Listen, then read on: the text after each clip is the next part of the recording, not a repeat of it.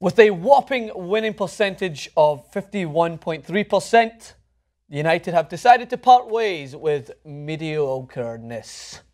Made up the word. But if I was to put it in the dictionary, whose face would be next to it? Be a nice big old face of Louis van Gaal. A big old face of LVG. He's got a big head too. Bye-bye. Louis van Gaal's army is now got no one there because you're on your own.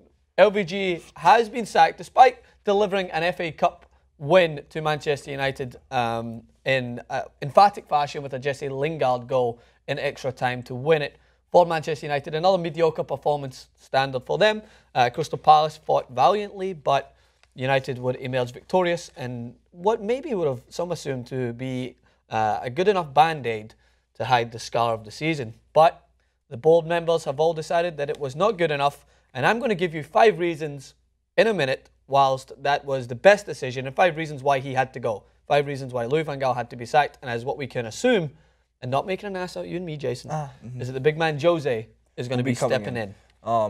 Well, for one, I kind of wanted Crystal Palace to win. I thought it would have been an actual, rightful, just thing for Manchester United to lose that game. And that seems harsh, but it's really not given their season, given what you see in the papers, or at least the online edition of the papers, because we don't get English newspapers here in the United States. At least what you see every day is that Manchester United, are they back? They win one game. Like you said, 51% winning percentage, right? So it's every other week they'd go into a game, or a match, I should say, and they'd win one, and throughout the season, and then are they back? Manchester United back? Louis van Gaal's army's here? Oh my God, Louis van Gaal to stay? But this was kind of interesting. I found that this whole Louis van Gaal sacking, it's the longest sacking in the history of world football. It's been a 6-month sack. And it has been. And even the thread to get him out of what you can fit in this potato sack is unbelievable at this point. If you watch the step-by-step on The Guardian, it's so funny. Like, they'll mention it's like, and by the way, LVG still hasn't left and went home yet. I'm not leaving! Does he know? Has anybody told him that he doesn't have a job? It would not surprise me. He's probably sitting in there drawing up his tactics for his players to be hornier, and at the same time, that was the highlight of my season. Well, that's the thing. Highlight of the Man United season. He's been amusing, to say that. Like, that's what I tweeted out. Like, you can't say he hasn't given us a few laughs. We remember this famous dive, and there's been some great moments. But let's get to the 5 main reasons why Louis van Gaal had to be sacked. From yours truly, it took some influence from everywhere else. So the first one, the main reason is that he spent a ridiculous amount of money to put them into this mediocre position. So you look at the Manchester United's wage bill, right? Only Chelsea peaks their wage bill. And if you go to the next graphic, it tells you just the amount of money that was spent. So what I find amazing about this is, for one, Tottenham's the only team that spent a lot of money, or at least you can consider that a lot of money, and actually showed up for it.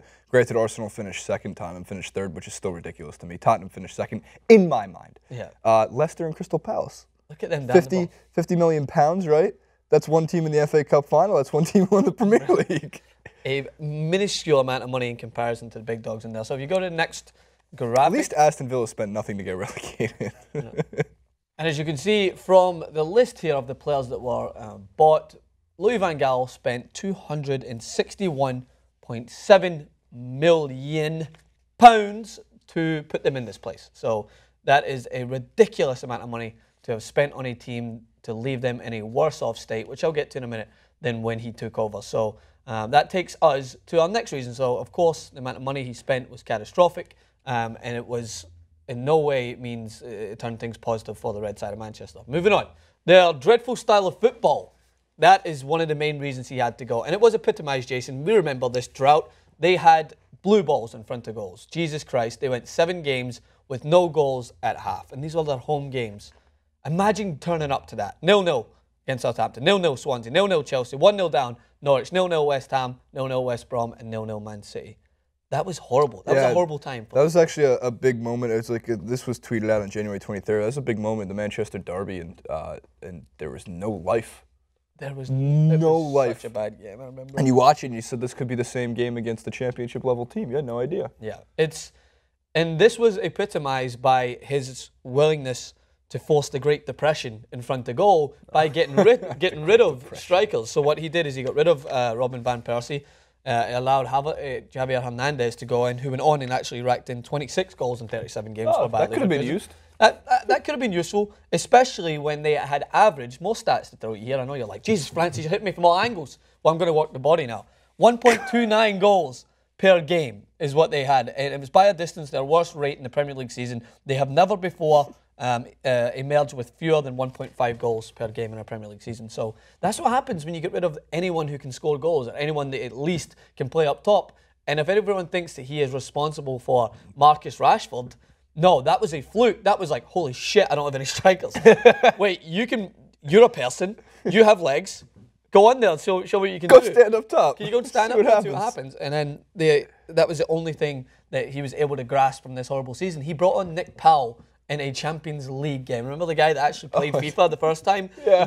He missed one of the games because he was too busy playing FIFA, and he brought him in and put him on as a sub.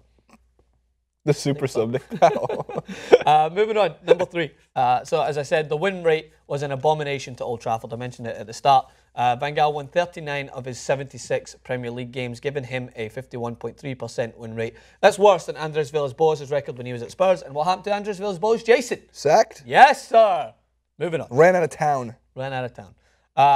This is a major one. Oh, man. No better than under David Moyes. He was that much. No, it's not that he's no better. It means he's no worse. I mean, that means he's much worse by that. By the amount graph. of money that he spent in comparison to their Premier League points. So it was a nice graphic here from the Telegraph. And money spent per Premier League point. David Moyes spent just above 1 million per Premier League point earned. Louis van Gaal was closer to the 2 million mark. And as we go on to the next one, it gets further. This is key facts head-to-head between Louis van Gaal and Moyes. Total spent 261.7 million in comparison to Moyes' 64.6 million. United scored 1.65 goals per game under David Moyes. They scored 1.63 in Van Gaal's first season and dropped to 1.29. The last bullet point's the important And then Moyes took them to a quarter-final of the European competition, only to be knocked out by, Bayern Munich. And then Van Gaal failed to get out of an easy group, which many people assumed they should have got out of.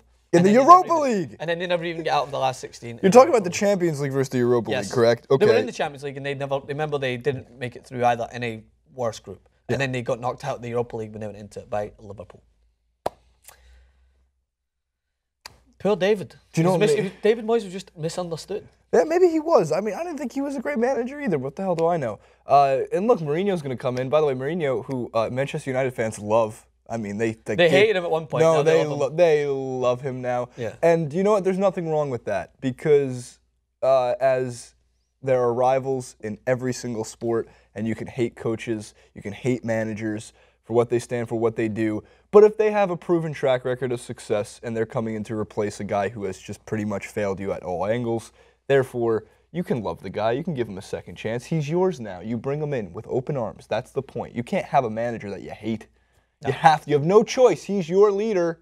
You must follow him. At least he's not going to get your players horny, and he doesn't have to bring your philosophy to the situations. Yeah, his philosophy eventually suffered that fatal end, and then that wraps up our point.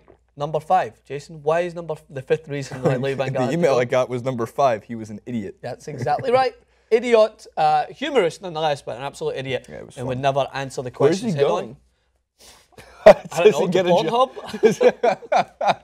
Does he get a job? I'm sure Pornhub will make a vacancy open for him to make the players, the athletes in that situation a little bit more People horny. Be searching Louis van Gaal's army for days. And obviously, for a brief wrap-up of this clip and for your weekend's football action, we had Barcelona emerge victorious in the Copa del Rey after extra time. 2 goals would eventually win it for them by Jordi Alba. Neymar, Messi, phenomenal with his assist. Yeah, it's the most perfect. Genius. Yeah. Such a genius. I'm out of PSG win the PSG Cup, as everything callled. Cup to Zlatan.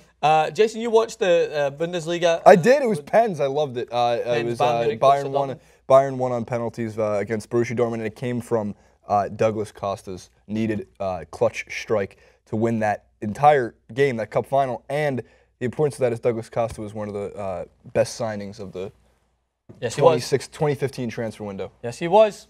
And that's all you need to know from the world of football so far. Plenty more stuff coming up. We've got Euros emerging close. We've got the Copa America Centenario. We've got that small thing. Oh, yeah, the Champions League this Saturday. Me and Jason will be hammered. And by the way, if you've tuned in, we'll also mention this on the basketball clip, but if you're tuning in here, we also teased that you might be able to win nothing other than a good thumbs up if you noticed that we added a little bit of memorabilia to the wall. What did we add?